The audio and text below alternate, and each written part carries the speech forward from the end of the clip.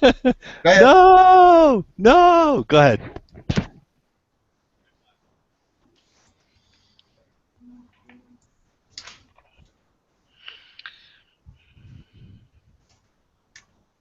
All right. Well, we're getting started here. It's just me and Ray so far, and we're waiting for our third broke guy here. But as you all know, this is our weekly show, and we do call it Three Broke Guys Handicapping, and we review one of the top racing cars from around the United States. So welcome, and thank you for joining us.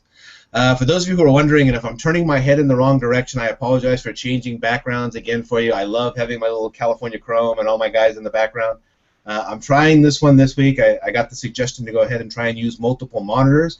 So if you see my head churn over that way, I am not ignoring Ray and Joe. I'm actually looking at the second monitor, which is where I have my Hangouts going on. And if you see me looking straight ahead, I'm looking at the camera, and that way you guys can all see my smiling face. So, for those of you who have joined us week after week, you know that we select a 4-race sequence from one of the big tracks around the country, and we attempt to come up to a consensus on a Pick 4 ticket. So thank you for joining us, and if you still have any money left from last week's Kentucky Derby, we are going to be playing the Pick 4 from Belmont Park, and it's going to start with the Ruffian Stakes. It includes the Bogey, the Peter Pan Stakes, and it concludes with the Grade 1 Man of War Stakes. So my name is Rich Sharp, and each week I'm joined by my friends and racing analysts. So first, he is from Staten Island, New York. To get to Belmont Park, he would need to take a cab, a ferry, 2 trains, and walk the last half mile to the track. His approximate travel time is probably about 4 hours from where he lives to get to Belmont Park. Right? That about true? I rather drive 45 minutes. No, 45 minutes driving. Yeah, I was just kidding. Listen, it's about 2.5 hours. We're at the Bell Parkway, 45 minutes, yeah. It's a beautiful place, tell you. My favorite. All right, and from Temecula, California, he's approximately 2,814 miles from Belmont Park. And interestingly enough, it would also take him 4 hours to get to Big Sandy if he flew from LAX to JFK in New York. So welcome back, Joe English. Thanks, Rich. 2814, give or take 10 or 20 miles, something like that. But yeah, you're in the ballpark. How you doing, guys? Doing good. Happy to see you. As I said earlier, my name is Rich Sharp. I would be remiss if I did not congratulate the winner and connections of the 2016 Kentucky Derby. So Nyquist, trained by Doug O'Neill. He was perfectly ridden by Mario Gutierrez. He's owned by J. Paul Redham and Redham Racing. And I don't think there was ever a doubt at any point during that race who the best 3-year-old in the country was. Congratulations to Nyquist. Congratulations to Doug O'Neill, Dennis O'Neill, who might be the best picker of horseflesh in the country, and definitely to J. Paul Redham. All right, everybody ready to get ready? Yep, let's go. Let's go. We turn our attention to Big Sandy, Belmont Park in New York, and the best card in the country. A quick check of the weather forecast for Elmont, New York tomorrow. Says that we've got mostly sunny skies during the morning, scattered showers and thunderstorms developing in the afternoon, gusty winds, and small hail are possible. So it's a high of 71 degrees. There is a 50% chance of rain, so sounds like every other day in New York as far as I'm concerned. We've got a total of 11 races on tap. There are 4 stakes races, and we're going to cover them all here in the Pick 4. Tonight, we are focused on the All-Stakes Pick 4. It begins in race number 9, and it concludes with the Grade 1 Man of War in race number 10. Gentlemen, the gates are locked and loaded. Want to get started? Let's go. All right. Race number 7, it's the Ruffian Stakes. It's a Grade 2 for fillies and mares, 4-year-olds and upwards. The purse is $250,000, just 6 starters going 1 mile on the main track. That's just 1 turn here at Belmont Park. Your morning line favorite from the Shug McGahee barn, Carumba, at 7-5, is in post number 6. We're in New York, so what better place to start than Staten Island? Ray, what do you think of the Ruffian? Well, it looks like a good race. I mean, it used to be a mile and 8 and Grade 1 status. Unfortunately, it lost the status to Grade 2, and they moved it back to 1 mile. I'm going to use number 1, Convorting. Twice she didn't get the mile in her last race. And at 2 years old, in the Grade 1 Fazette, and her first race at 3, they figured out that she could probably be a 1-turn sprinting closer. So now at 4, she may be able to stretch out and get the mile. Post 1 may force her to force her a little further back than where she wants to be, because she likes to be outside the horses. But Castellano could figure it out. I'm gonna use number 6, Karumba. She's one of 4 or 5. Mainly a close to the lead. She could have a nice, beautiful trip here. She looks to jump up to Grace 2 Stakes Company, and this is her favorite distance, and she got some sharp workouts for this. And on the B pick, probably I'll include Betty. I will include Betty. She's actually coming back in distance to 1 turn. She won the Grade 1 Mother Goose here last year on the track. She rested 9 weeks for this, and she probably they were probably pointing her for this, and she'll probably need some help in the 6 horse field with the pace. She may get it. Hopefully, most likely she may now. It depends on the pace, but she'll be closing from behind. So I'm gonna use the 1 and the 6. It's pretty chalky in this race because 6 horses, and there's really no others in this race that probably like long shots here. So I use the 1 and the 6, and as a B pick I use number 2. All right, Joe. The Ruffian Stakes. Thanks, Ray. I can't really add much to what you mentioned. I like the favorite. Unfortunately, I'm the chalk eating weasel today. I like Karumba. I won't say much more than if you look closely, she's the only one in this race who has her regular rider today. I was actually interested in cavorting, considering that Irad Ortiz is in New York. I know he's named on later horses, but the barn switched from Ortiz to Javier Castellano. Not exactly sure why, but I noticed it thanks to Rich and his diligence about checking the jockeys actually has helped me look into that. So I did notice that, and I did notice that basically just about every other horse. I noticed that Luis Saez is on Spelling again. He was on her 2 back, but other than that, they all have new riders today except for Karumba. So I mean I like her, and I can't really add much more than what Ray said. I also like Include Betty as an underneath choice. I think she'll be able to sit a nice trip. She'll be able to just relax. She may need help, as Ray said, from somebody like Spelling again, to go with either Karumba or Calamity Kate, however it shakes out. And I did like Calamity Kate just a little bit. She ran her best race at Parks off this kind of layoff. Actually, it was a shorter layoff, but off a layoff. She should be firing. Generally, when you're returning from a layoff, that's when they fire fresh, and generally they show more speed. So I would kind of think Calamity Kate will be on the lead, and I agree with Ray that Karumba will probably get a really, really nice trip here. So that's why she's my top pick. And underneath, I would go with the 2, Include Betty, and the 4, Calamity Kate, as my alternatives. Rich, what do you think of the Ruffian? I'm with both of you. I've got Karumba down. This looks like a little New York wind machine for Shug McGahee. It's a speed type, gets the outside post in a 1-turn mile race. She's 2 for 2 at the distance at Belmont. She likes it, so 3 starts at Belmont, 2 starts on a placing. Again, Joe already caught on to the jockey switches, so McGahee and Ortiz, they hit 27% together. And Ortiz appears to have had options here. He had options to go to cavorting of all horses. So. She's 2 for 2 on the off track in the rare event that it rains in New York. So I would have probably normally gone with a 6-1 on this one if I was betting a pick 4 of just using those 2. The jockey switch to Jose Ortiz would probably have me singling right up front and going, "Ay caramba," in the very first race. Well, it did rain today, so it's pretty good. So it could be wet underneath. Yeah, we'll have to check that in the morning. Yeah, in the morning. But Belmont dries up very fast. So. Yeah. Yeah, but if it's scheduled to rain throughout the day or at least in the afternoon, it's something we're going to really have to keep an eye on. And I would suggest our viewers. Yeah, so. I would suggest that our viewers keep an eye out for that and don't place your wagers without checking that track condition first. Yeah. Very much so. All right, I'm going to bring up, just to take a peek over here real quick. Let's see if there's a screen share for us.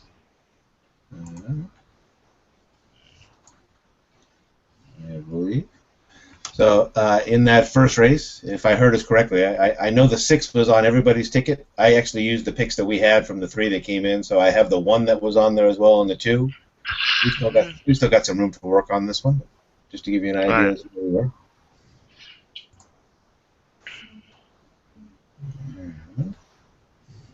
We get back over here for the Beaugay Stakes.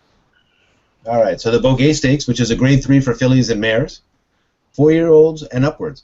The purse is $150,000, going a mile and a 16th on the Belmont turf. 8 starters and the morning line favorite at 2-1. Trained by Chad Brown, ridden by Javier Castellano. Ball dancing is in post number 3. So we're off to a little burrow just slightly west of Elmont, New York. So Joe, you're in Temecula. What do you say? Burrow. That's interesting. The only place in the whole country that has burrows, I think, that I know of. Anyway, this race was an interesting race. I don't see a lot of speed lined up, and I kind of figured that it could be Tapestry on the lead, and my choice would be sitting right outside. And I think I like the 8, My Miss Sophia. She's been facing some pretty good ones on the turf. This one's obviously in an easier spot, and I think she can basically just sit outside of Tapestry and go when she needs to. I like Joel Rosario. He was up the last time she won at Belmont in an allowance in her turf debut, so I don't have any problem with the jockey change. So I think the trip's going to suit her, and I think she'll probably be the one to beat coming down the lane. The one she'll have to hold off is the one Recepta, who's also been facing some pretty good ones, including running against boys in the Breeders' Cup Mile, even though it wasn't a very successful trip. She ran second in the Matriarch behind Stormy Lucy, beating Filimbi. And she'll be able to get a nice ground-saving trip, and if she can work out a way around Tapestry, or maybe if she can get up through inside of Tapestry, if that one happens to give way, she'll be the one I think that has to be contained. My Miss Sophia is going to have to hold her off. My other choice in here was a long shot, Sister Stroll, number 5. Let me check my notes, I'm sorry. This is the 3 broke guys angle. From an allowance race into a stakes race. She's jumping into a grade, this is a grade 3 event, so it's not really that big a jump in class. She finished fast behind the boys in her last race in 2015, and this is her first race in 2016. And again, I like horses that are able to fire fresh. She's been able to do pretty well. And she's actually done not so badly on soft turf in case it happens to roll that way. But she's really an outsider to me. I think this is kind of a 2-horse race. So I'm with the 8 on top, My Miss Sophia on top of Recepta, with the 5 as my B choice underneath. Ray, what do you say about the Beaugay? Well, some of these horses have been chasing the world-class Tepin, who actually romped home last week on Derby Day. This is probably a relief for them. I'm going to spread here with a couple of price horses. I'm going to use number 6, Strike Charmer. She had a nice 6-year-old debut at Aqueduct and switches to Irad Ortiz, who won with her 3 races back.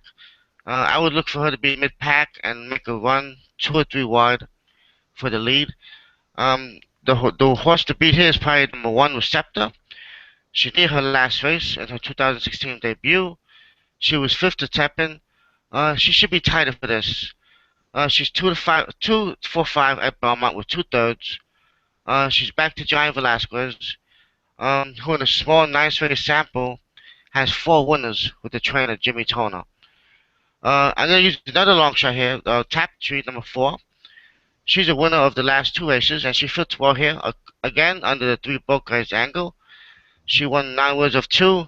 She could step up into this grade 3 event. I would look for her to be fully placed by Jose Ortiz and strike her on the turn. So this race is pretty much wide open. So, I mean, I think we're going to probably go deep in this race, use a few horses, and try to get through this pick 4. Rich, what do you say about the Beaugay? I went 3 deep as well. I just used the top 3 choices, the 1, the 3, and the 8. I thought they were all singing the same story, which is, boy, am I glad to be away from Tepin. That's the one thing that they all had in common. If you look at ball dancing, her and Recepta, they both threw up their comeback tries. That was in that race against Tepin. For those of you who are looking at that race, by the way, if you're catching the form on that, let me see if I can bring my form up here. Don't be deceived by the way that those fractions look. There is a horse named Isabella Sings, and Isabella Sings has a new suicidal tactic to try and take out Tepin. It's not working, but she goes to the front as fast as she can, and she sets some insane fractions, as you see up here in the pace numbers. And so the horses that are following her, this being Recepta, this being Ball Dancing, are going to show tremendous lengths back at the first and the second call because they're all chasing Isabella Sings, who is, of course, trying to outrun Tepin. In the end, I don't think I had much of a distinction between those three. Let me see if I can get back to my Bogey Stakes here. So I used them all. I used Miss Sophia, Recepta, and Ball Dancing. I did think that Ray had the correct one over here on the 3 broke guys angle, and that being on Tapestry, who seemed to fit it in for me, Joe, just a little bit better, possibly, than Sister Stroll. Yeah. Mm-hmm. Sister Stroll, and I think the one that maybe kept me from putting on there was Sister Stroll was in 2014 was racing in G1s, had a couple of G3s that were there, and so as you see there, that 3 BGA showed up over here with Tapestry. I did like Ray's angle on Tapestry. Tapestry was my underneath horse under the 3 favorites, and I wasn't sure though. This is one of those ones where sometimes I'm not sure if it would be better just to flip it the other way and put the 4 on top with the 3 favorites underneath to try and get the price here, but. I did go 1-3-8 here in the Bogey. All right, moving on to race number 9, and this is the Peter Pan Stakes. It's a grade 2 for 3-year-olds only. The purse is $200,000, and they're going 9 furlongs or a mile and an eighth. That is still just one turn here at Belmont, and that's on the main track. 8 starters, and your odds-on morning line favorites could not be more aptly named for this particular show. Unified is in post number 7 for the James Jerkins barn. So off to New York's version of Neverland, which is Staten Island. Ray, the Lost Boys never age. So how about 3-year-old colts? The Peter Pan. This probably could be a good prep for the Belmont Stakes. Usually the winner gets pointed towards the Belmont Stakes. And, yeah, you're right. We have a horse here. He's run 2 in a row, number 7 Unified. He looks like he could be a force in the upcoming 3-year-old division. He's going to be clear favorite here. Despite his first time running a route, being a 1-turn 9 furlong will help his transition to the route. His breeding shows he could have no problem stretching out. I'm going to put him on top. I would look to single him if we need to. I got no problem doing that. I'd just like to mention number 3 Adventus. He's been running. He has stakes experience. He switches back to Irad Ortiz, who he had his blowout maiden win. He could hit the wire in front if Unified falters. Not much to say about the rest of the field. I'm just going to go 2 deep here. I mean, either single or 2 deep with a 7 or 7-3. The race came up pretty weak for me. All right, Joe, what do you say about the Peter Pan? I need to say nothing about Unified. You've covered it all. So I will use my 90 seconds or however long I'm going to go. I'm going to actually try to beat Adventist underneath. As far as the pick 4 goes, I agree with you completely. Single Unified. I don't think there's any question about it. But I think there are a couple of improving sorts in the 4 Decorated Soldier and the 5 Governor Malibu, both of which who won stakes last time out. Minor stakes, but still stakes nonetheless. And they will be, I would think, a little bit more forwardly placed than Adventist. Again, check the condition of the track. If it's sealed, not sure how it's going to play, whether it's going to favor speed or whether it's going to favor horses that are close up. But I think they'll get the jump on Adventist. And the one thing we know, at least so far, about the Wood Memorial is, based on at least what happened in the Belmont, is that, in the Kentucky Derby, was that Rich's assessment of the Wood Memorial was correct. Yeah. That it wasn't necessarily the greatest 3-year-old prep. So I'm looking for others to finish underneath in the exacta. Like I said, the 4 Decorated Soldier comes out of the Northern Spur in Arkansas, and Johnny V stays up. The 5 Governor Malibu comes out of the Federico Tessio, and Joel Rosario, who broke maiden on Governor Malibu at Aqueduct in November, comes aboard for today. So I would be trying to beat Adventist in the 2nd spot, but there's no point in trying to butt your head against the wall and try and beat Unified. Rich, what do you say? Got the same thing that you guys just did. So, Joe, I know you were talking about eating the chalk. This certainly did seem like a chalky card. So, I put a little question over there in the chat. I was going to ask it out in the chat room if anybody's watching and like that, and just to see, exactly who's surprised to find out that Rich was going to use this opportunity to talk about the California horse. I got to look through this entire pick 4. I got to find exactly one horse from California in there. So I'll start off with the favorite, Unified. He's going to be a beast to handle. He's going to be out there in the outside post.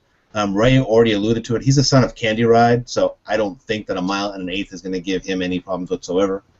He costs $325,000. He's got the early pace, plus the best overall speed. So I've talked before about that. The horses that can get out early, plus they've got the best overall speed. He's already won at Gulfstream. He's already won at the Big A. He's going for 3 different wins at 3 different tracks for Jimmy Jerkins and Jose Ortiz, and I think this is the guy to do it. So. Let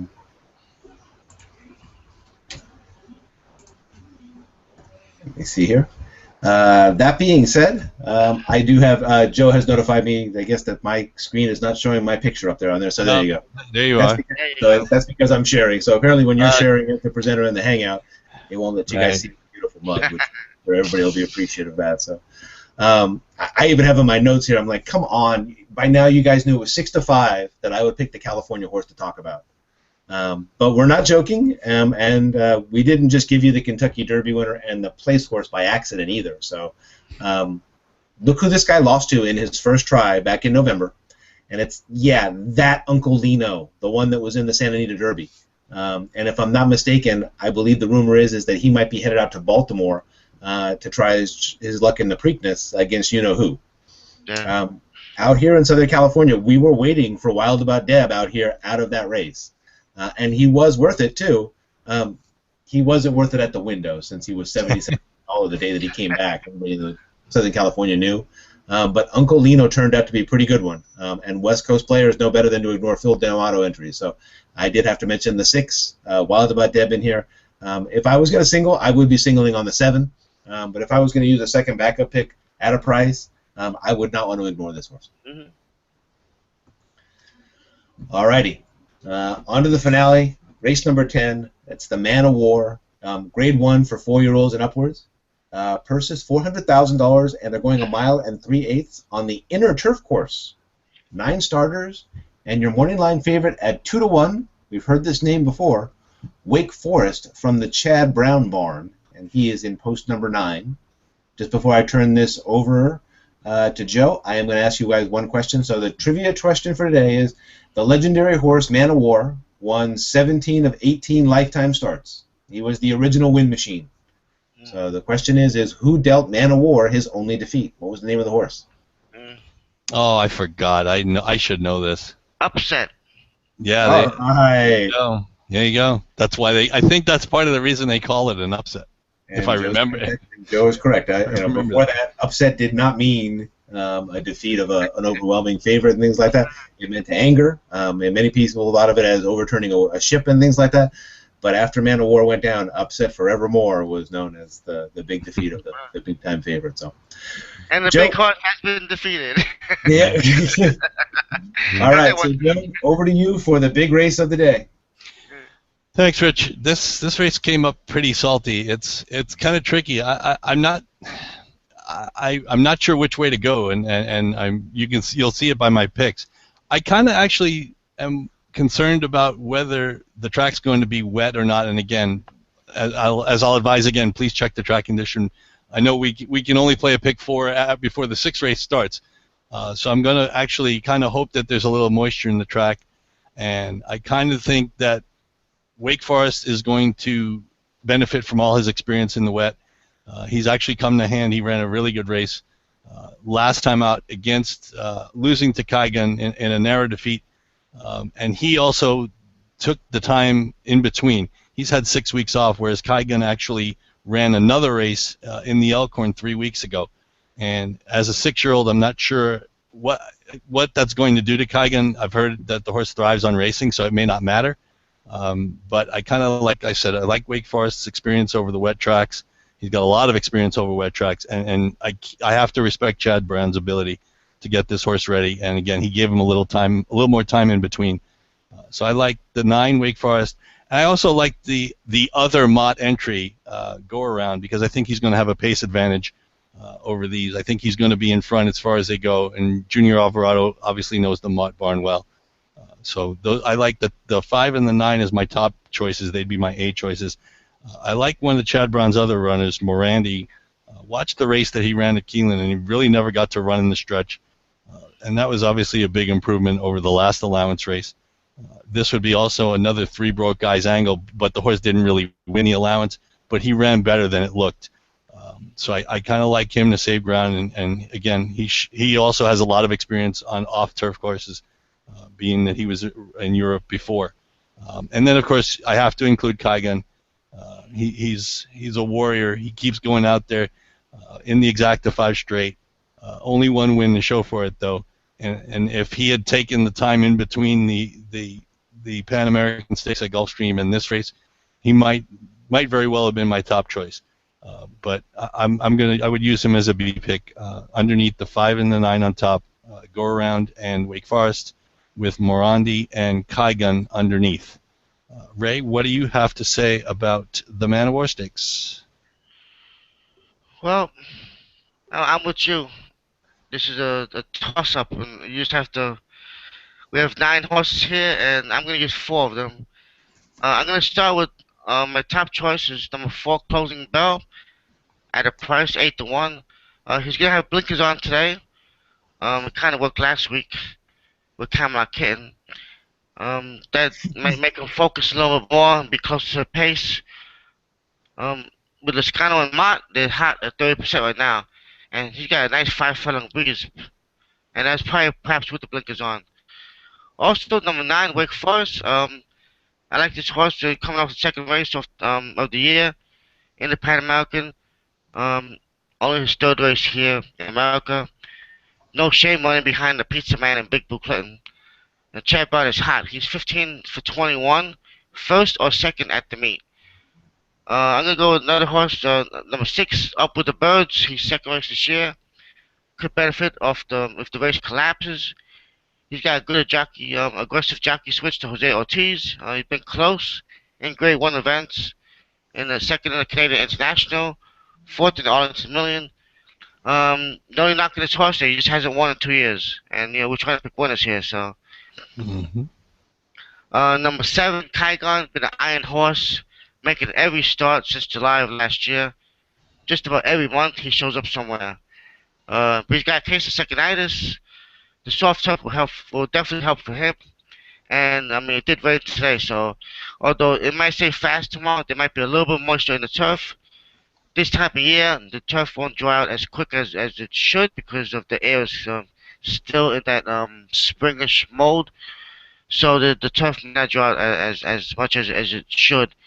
So I would expect a little bit of moisture in the turf tomorrow. All right, Rich, what do you say about the Man of War, the feature? Let's see. About a month ago, a handicapper on this very show, and he kind of bears a striking resemblance to me, told our viewers to toss the number 9 horse, Wake Forest, from the Pan American Stakes at Gulfstream Park. He almost won that day. If not for a long layoff and a hard-trying veteran named Kagan, he would have won that day. He still has to beat Kagan today, but no more layoff. He's German-bred. Joe alluded to it. So the German-bred, all these Euros that are coming over here, they're going to like the soft turf that we were talking about that's going to be at Belmont. Ray mentioned it's already raining today. He was really highly regarded when he came over from Arlington last summer. And again, if you go back and watch our review of the Gulfstream Park and we covered the Pan American, I alluded to this. When he came over to Arlington last year, everybody was talking about this horse.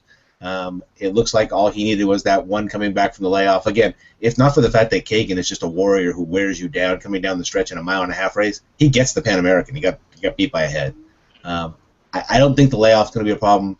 I think Chad Brown's ready for him this time, and I think this time he might just turn the tables on Kagan, and I'd be comfortable with just using him, believe it or not. I've got Kagan in this pick. You can see above, I mentioned Kagan 3 times in there. He's an old guy. He keeps winning.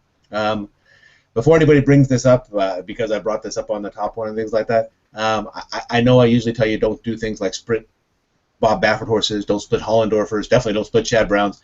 Unfortunately, in this race, I ran into the problem of if I wanted to use all the Chad Browns and all the Bill Motts, then I need to have Bob Baffert's budget in this thing. Oh, You're about, you you're about 30 deep. So I had to make it, some choices over here. The one thing that did catch my eye, and I kept looking at this over and over again, and it did strike me in this race. It's a 1 3/8 race, so you've got to be able to get that distance. There is just absolutely no early pace whatsoever in this race. There's one horse who's got some speed, and that's Go Round. It's a Bill Mott trainee. He's sharp, and I think he could get this field. The question for him is the class question and the distance question. So if I was going to go 3 deep in here, I would go with Wake Forest with Kagan, and I would probably throw Go Round in there as well. So. Sounds good. Yeah, Rich, it's funny that Chad, you really hit on something in that you had no choice but to separate Chad Brown, unless the other other choice is you would have to single both Unified and Carumba. If you wanted, then you could use all Chad. You could use both. You could use the all. You could hit the all button in this race then.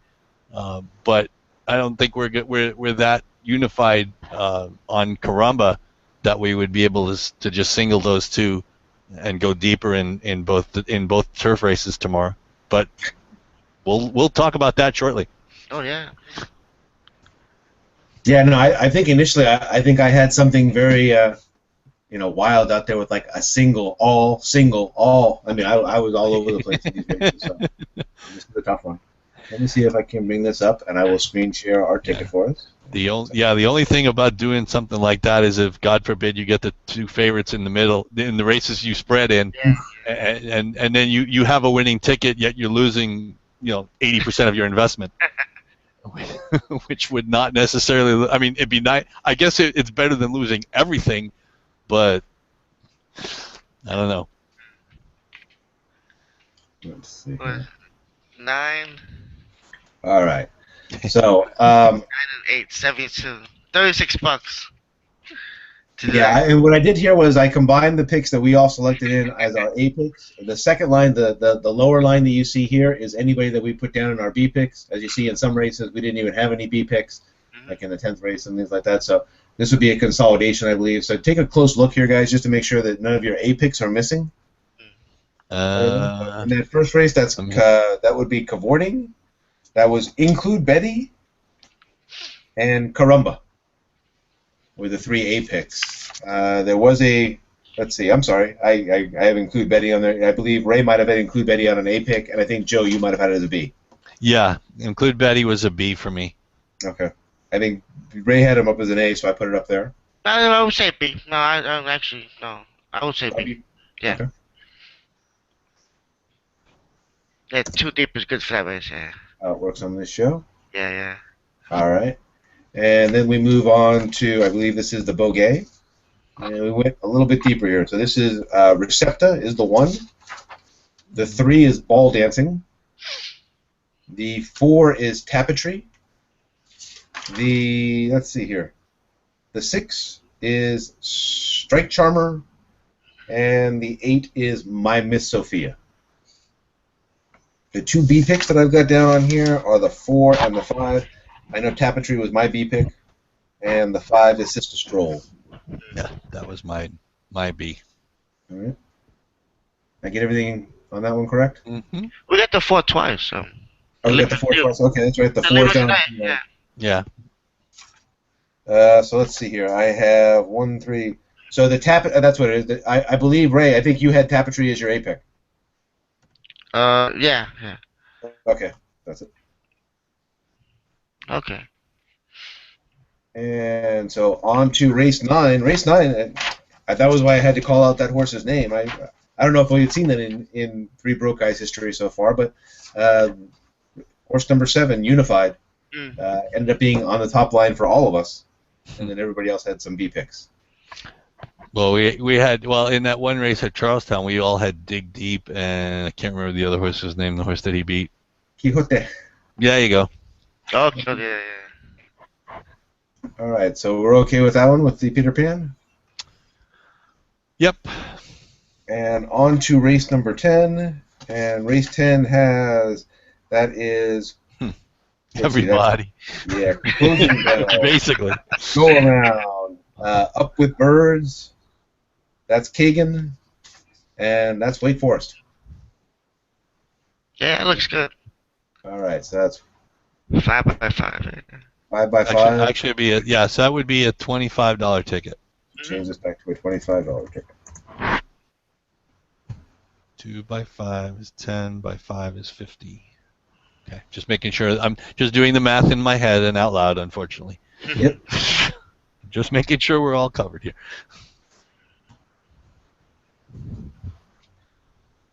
So yeah, it would be 1, 6, 1, 3, 4, 6, 8. 7 is unified, and then 4, 5, 6, 7, 9. Sounds good. Actually done early. Wait, it doesn't ever get any cleaner than that with the 3 broke guys. Hey, did we want to discuss last week besides just congratulating Nyquist at all? Oh yeah. Absolutely. I mean, now we've got a few minutes here to kill. Why not? Well, let me just say I didn't actually get to see the race live. I didn't actually see the race till about an hour after it was over. I was at a party, and unfortunately, I couldn't get it on my phone. And I tried to get it on the TV at the restaurant we were at, but I guess NBC was blocked out, and actually all the local channels were blocked out. So unfortunately, I didn't get to see the race until at least an hour after it was over. But it was obviously a very formful result. I think I saw on Twitter was the first time in history that the top 4 choices actually finished in that order in a Kentucky Derby. Yeah. Probably since they've gone to a 20-horse field. My guess is it's probably happened at some point in the past, just not since they went to a 20-horse field. So it was obviously a very formful result. So kudos to the public out there and everybody who got it right. So that's really all I have to say, I guess. I shared this with Ray as we started talking about that. I was in the same boat as you, Ray or Joe. I was walking around at Universal Studios Hollywood. No offense to the Universal Studios place. They have a wonderful park there and like that. But internet connectivity was coming in and out as I was walking around in the park. And so what was happening was my phone, every time I would walk through an area where I would lose connection, I would log out of Twin Spires, or I would log out of TVG at that point in time. And as you saw from me and Ray's little text messages, I was going back and forth. TVG, and again, no offense to TVG either, Went down. but they were having a problem of going down. So I was having the problem of which one was I logging into that wasn't working correctly versus internet problems, and I ended up with the exact same problem you did. By the time I got to the actual Derby itself, I had lost connection completely and couldn't watch. Actually, you know what that means? This means next year we just need to screw everything else and just be there. Just have to be there. Forget about internet connectivity. Forget about bar mitzvahs or Universal Studios or any theme park. All roads lead to Louisville, May 6th, 2017. I walked into a bowling alley and I saw the screen on top, and Joe, it felt like Ferdinand again. Like I know who was coming, who was running. I knew Nyquist was in front, but I had no idea who was second. And I had to wait like 5 minutes to find out who coming second because all the show was Nyquist. And it was like. Well, that's every Derby if you can't hear the volume, and generally if you're at any kind of betting facility or the racetrack, you aren't going to hear. Everybody's just screaming at the top of their lungs. So it's not going to make any difference anyway. So at least in this case, you knew that Nyquist was in front, so at least you knew who the winner was going to be. Yeah. Final could have been, but it could have been any number. Yeah, exactly. In a lot of cases, that's the way it is. It's like I remember when I'll Have Another. I'm not sure if I told the story, but when I'll Have Another won Doug O'Neill's first Derby win, I didn't know who it was until about 3 strides before the wire. Yeah. I brought up the Brisnet form from the Kentucky Derby. Obviously looking back on it afterwards and things like that. The two things. The first one that knocked us out of our pick 4 was Camelot Kitten was in race number 9, and afterwards, and I didn't bring this up during the call and things like that. He actually showed up as the number 2 horse in prime power. So as far as viability from Brisnet is concerned, this was the second most likely. Unfortunately, the most likely one was a horse I thought had no chance whatsoever. I was going to say, obviously, frank conversation didn't validate Prime Power's opinion of him. So. And not only that, but if you ever heard me before, I often bring this up as well. This frank conversation, not only did he have the Prime Power score, that's a plus 10-point advantage Right. in 5 power, which I do pay attention to. So, but that was interesting that a Chad Brown horse that was trained and that was for the Ramses. Joe, you and I had a conversation. It was interesting when I was doing my handicapping for this particular race. You and I had a conversation. I believe it was at Breeders' Cup. So Ray, you might have been around like that, and there were some East Coast guys that were there, and they had information on the Ramses for us like that.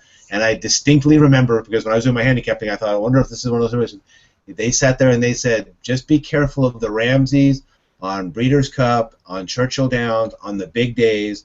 She loves to get dressed up. She's an apex level socialite, and she likes to get her picture taken on the biggest days of the year.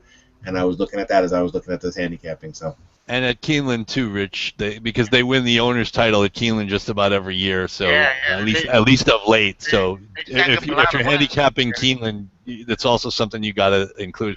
But it's amazing that Chad Brown sent out a horse that went off at yes, the number was right, 18-1.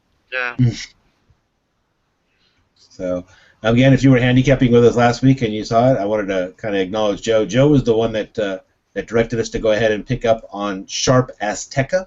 That was the horse number in the recap of our pick 4. I pointed out that our 14th horse that we picked was the one that actually won the Pat Day Mile. So the very, very last horse that we added, that was thanks to Joe. If you look at the viability stats, just to show you, when you're with the 3 broke guys, you will get some long shots. That horse was all the way down at number 9 in the viability. So yeah, but Rich, if you look and you use your 10-point scale from top to bottom, that 10 points would have covered everybody except the bottom 3. So it showed you how wide open that race was. It was wide. I think the track had a little bit. I mean, a little bit to do with this first win. I mean, he just smoked him. I mean, on the front end, nobody was catching him. He ran well, but it was a little bit speed favoring that day. I thought there was some conversation about the possibility of that they would run that horse in the Preakness. Yeah. Believe it or not. To go 8 and change and finish up 34, he was running. Yeah, but if he's going 8 and change, he ain't getting a mile in 3/16. No. Except maybe in an ambulance. Yeah. Pull out the wagon. Forget it. Not a chance. Wait a minute. There was something else I wanted to mention, but I guess it's funny. It's funny you should bring that horse up, Rich. And I should really kill myself because I didn't actually bet the horse to win. Of course, I wasn't really in a place where I could win, could bet the horse. I was, like I said, I was at a party. But what I did actually do in that race is I decided to bet a pick 3, and I went 4 deep in the race after that, the Woodford Reserve, and I went 5 deep in the Derby, and I actually got bailed out and I got some money back because I actually had Grand Tito in the spot in the middle. Because he scratched out when Nyquist won the Derby, I actually got a $27 consolation. So I actually did make money on that race, but I should still be mad at myself for not betting something to win on a 14-1 shot that paid $31. Me too. Well, in the 11th race, and that was the Woodford Turf Classic, and I think that one was really giving world approval. Oh man. Yeah, and world approval ran great at that. Have a good day. Yeah, one more time. I went back and I watched our broadcast from that thing with that. One more credit to Mr. English here and things like that. He did mention this horse, Divisadero. One of the strategies you heard us discussing on the show last week was the whole idea as to whether or not you were going to use the Chad Browns. We were talking about the possibility of possibly splitting the Chad Browns, which, as you guys know, kind of gives me an ulcer. And so we ended up using them both, Big Blue Kitten and Slumber. We never discussed the other possibility, which is the other side of that, which is, okay, well, either you use them both or you go ahead and you toss them both. And had we tossed them both, I couldn't help but wonder if maybe we would have come back to Joe's other pick, because I did hear you discussing Divisadero initially before we ended up getting into the chalk discussion. I remember mentioning him on Wednesday's show when we were talking about the Derby Oaks Woodford Reserve pick 3. And I remember talking about him stretching out. And in hindsight, obviously, 2020, we could have easily said, you know what, Big Blue Kitten and Slumber, this is not their best distance. And I wanted to mention Slumber again. And it's funny, I really should have been more forceful about this. And I was like, why would Chad Brown keep running him and getting his head kicked in by Big Blue Kitten if he was a 1 1/8 horse? wouldn't Chad Brown be smart enough to figure out that there are plenty of mile and an eighth turf races, like maybe the Eddie Reed, that he could win down the road if this horse was really a mile and an eighth horse and not a mile and a quarter or a mile and a half horse? And I thought about it and I said, man, again, hindsight being 2020, it's like you want to kick yourself sometimes. Yeah, he won last year too. That race. So we won the defending champion. Yeah, no, the previous week when we were at Charlestown, we used the rotating jockey, right? There was a jockey, Boca Chica, had left his horse and gone on to another horse, and so we disqualified Lucy's Bob Boy, from that thing. We failed to follow it up, which is, okay, where did Boca Chica go? Because whichever horse he goes to should also be a consideration in there. And as I said last week when we were discussing the idea of, you don't split Chad Browns, and it's like, exactly, you don't split them, but sometimes you do, in fact, toss them both. And if you looked at their profiles for Blue Kitten and Slumber, seeing that they're both mile and a half horses, I think had we tossed them both, we may, in fact, have ended up on this horse, Divisadero. Let's just hope, Rich, that what you were talking about earlier about splitting Chad Brown, since we did split Chad Browns in the Man of War, let's hope it just doesn't come back to haunt us again. It's a tough one. It really is. So. Yeah. It's because the thing is, he always seems to. It's not like he fires even 2 bullets. Now it's 3 or 4. And like I had sent out a tweet earlier in the week, and I think he had nominated 5 for this race. And I was like, oh my God, what if he runs all 5? Then what do you do? Yeah. It's like you said, you can't. Can you throw them all out? Can you include them all? It's almost impossible.